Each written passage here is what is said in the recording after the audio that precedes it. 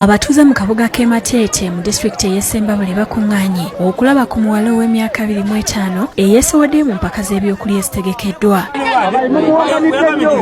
Empaka zino zibadde zaakuba wakati w'abavuzi ba bodaboda ku siteegi y'akatale abakulembeddwamu ssentebe waabwe Mande Mumpi okulaba ani asinga okulya. Kyokka bibadde biri bityo ne zireeta n'omuwala eyeesowoddeyo okwetaba mu mpaka zino. Ne tumubuuza nti naye okulya osobola?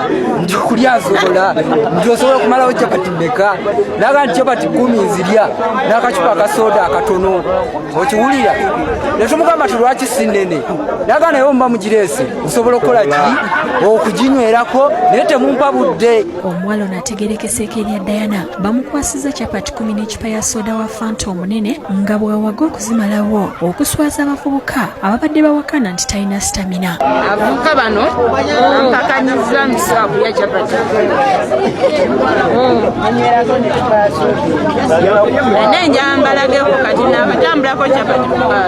Abavubuka bano bamutaddeko akazito nti bw'atazimalawo omu ku bba agenda kwegatta naye mu loogi ekimwaliriza okuteekamu obwangu mu kulyaswaza abo abeesomye okumutwala mu loogi.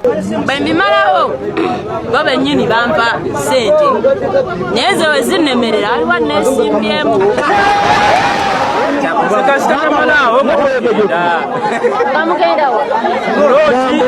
Ono anywedde nga bw'alya wabula bw'atuuse ku chapati ey'omukaaga embeera n'etandika okumubijjira yadde nga kino tekimulobedde kusigala ng'awadaawadako. Muli wa ku kyalo oyo alyenda ku mikolo n'okusiba ku mikolo alya ddala emmere bulungi nnyo. Nekakasa nti ajja zirya kuba mumanyi. Abatuuze bakiraba wakana nti tasobola kuzimalawo nga balala bagamba nti si gwe gusose nga yeentaba mu mpaka z'okulya nga waliwo n'abakyala bavuddeyo ne bavumirira ekikolwa ky'omuwala ono.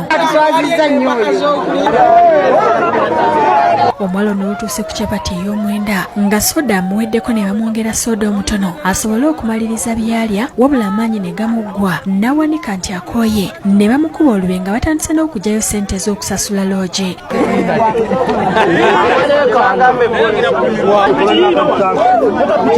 Ono yeegayiride omuvubuka ow'edda awere okumutwala mu loogi amusaasira olwa chapati ezibadde zimusimbye.